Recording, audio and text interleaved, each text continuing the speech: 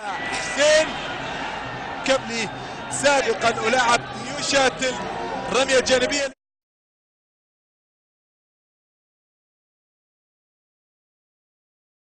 الفريدي ما قاله لي عبد الغني لا يقوله حتى غير المسلم. صراحة عبد الغني يعني ما أدري ايش أقول صراحة، يعني قال كلام أنا أتوقع غير مسلم ما يقول نفس الكلام، كلام ما أدري كيف يعني طلع من لا. إصابة من مين كابتن أول شيء؟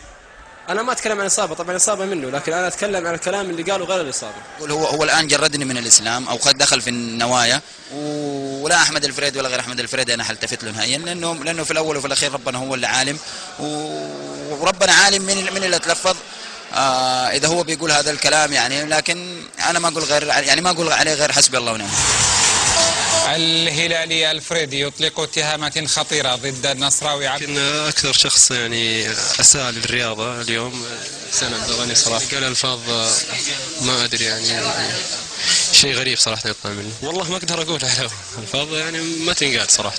اتمنى طبعا هذا تصريح خطير، يعني الكلام اللي بينقال يعني تصريح خطير، وهذا لا طبعا لا نهائيا، يعني ممكن في عتاب في الكلام او شيء، لكن انه الفاظ او سب او من هذا الكلام لا نهائيا ما. طيب ايش مصلحة احمد الفريدي انه يتهمك يعني وانت يعني لاعب هو تحت قيادتك في المنتخب؟ هذا اشياء شخصيه في النفس، يعني في اشياء شخصيه في النفس من ناحيته هو، فاكيد هو حب انه هو يطلعها. وصراحه برضه سمعت كلام يعني انه انا ماني داري، يعني بيقول انه الكلام اللي صدر ما يصدر من انسان مسلم، يجردني من اسلامي، فهذه مشكله. لكن انا اقول له كلمه واحده، الحمد لله انا قبل ما ادخل الملعب انا صليت العشاء، واذا حاب انه يصلي معي الفجر الله يحييه، يعني اوري المسجد اللي انا بصلي فيه. الدوسري لم يثير الجمهور ونصراوي سبب طرده. يسجل هدف متعه ويحرم المتعه الهلاليين ببقاء في الدقائق الماضيه، ويتحدث مع سامي الجابر. هو الكره السعوديه، لاحظ الفرحه الان ولاحظ على طريقه توتي الكره السعوديه. وبعد يعني هذا الوضع مع هذه الروح الرياضية الموجودة في أرضية الملعب،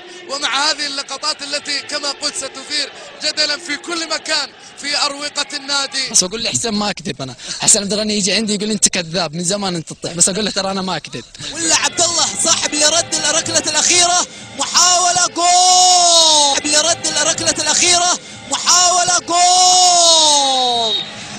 الآن في أمان لأن ما بقى لنا وقت كبير، 3 في هذه المباراة والأسطى على وحسين عبد الغني معروف بأخلاقياته العالية حقيقة، لاعب خلوق جدا. لكن الشيء الحقيقي والمؤكد واللي يجب أن يعرفه كل مشجع نصراوي أن حسين عبد الغني لم يذهب للنصر إلا بعد أن يأس تماما من العودة للأهلي. أنا أقول أنه لم يعد الأهلي للبطولات. لاحظ كابتن الخاين 24 وبالأخضر والأبيض.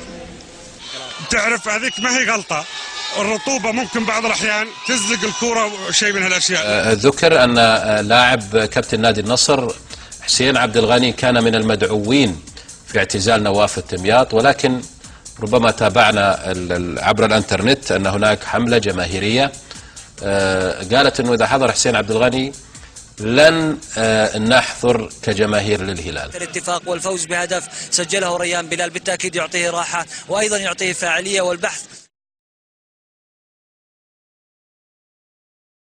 بالتعادل. الصورة أبلغ أيضا في ما يقدمه كابتن حسين عبد الغني مع حارسه عبد الله العنزي ومواساته له. أتمنى إن شاء الله أن تحظى هذه المباراة كما حظيت بالمتعة وب5 أهداف. واحد في المنتصف، واحد في الشمال، عطاء للشمال، واحد في اليمين، لكن الكرة مقطوعة. شد عضلي يبدو لي على نادي مجلس الشمراني.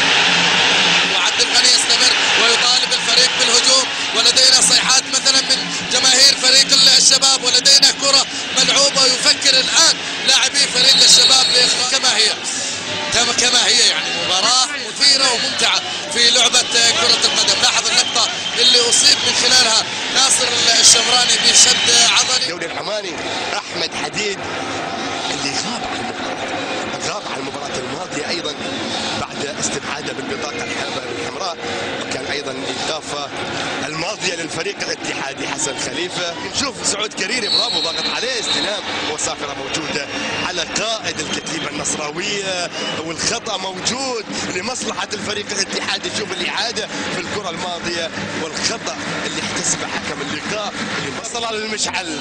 طلال يحدي سيد عبد الغني خطا عليه في اللقطه الماضيه وخطا موجود لمصلحه الفرقه الاتحاديه. شوف الكره الماضيه اللي كان من خلالها صافره حكم اللقاء وحسين عبد في الاسبوع الثامن. المباراه اللي كانت في استاد الامير عبد الله الفيصل في جده، مباراه ليش حصري على قناه الجزيره. السعودي يحقق لاول مره. شوف عبد الغني شوف كما قلنا للخبر اللي عبر الجزيره. ملعب محمد امين تابع ايضا في الكره الماضيه. شوف نرفز يا حسين يعني من خلال مجريات المباراه بشكل عام زي ما يقول لك على قد هي كره القدم. شوف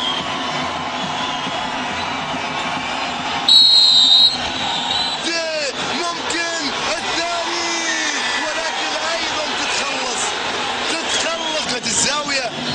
وشوف الكره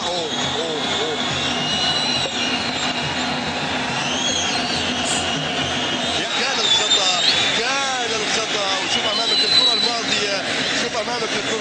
شوف واللي بدر من حسين عبد الغني شيء طبيعي جدا وكان حماس. دكتور خالد المرزوقي تصرفات عبد الغني نحيلها للانضباط. كان الكابتن حسين شويه يعني متنرفز، ما اعرف معنى هو كان تحت تنشن او تحت يعني ضغط نفسي. بدا بالكابتن راشد رهيب بتشاحنات معه وبعدين بدات بكابتن محمد امين. احنا نترك الامر زي ما انا قلت انه للجنه الانضباط. طبعا انت الان مخليني متهم طبعا قبل كل شيء يعني، لكن اللي انا بقوله يعني حاجه واحده يعني انه انا نتمنى انكم انتم تتوصلوا لمحمد امين وتسالوا افضل. محمد أمين يبدي استغرابه من تبرئة عبد الغني ويؤكد عبد الغني ظهر بسلوك اللاعب الغير رياضي. أنا نتمنى إنكم أنتم تتوصلوا لمحمد أمين وتسألوا. محمد أمين نعم عبد الغني قام بسلوك غير رياضي ويؤكد أن تبرئته يزيد من هذه السلوكيات. أيضا في أرضية الملعب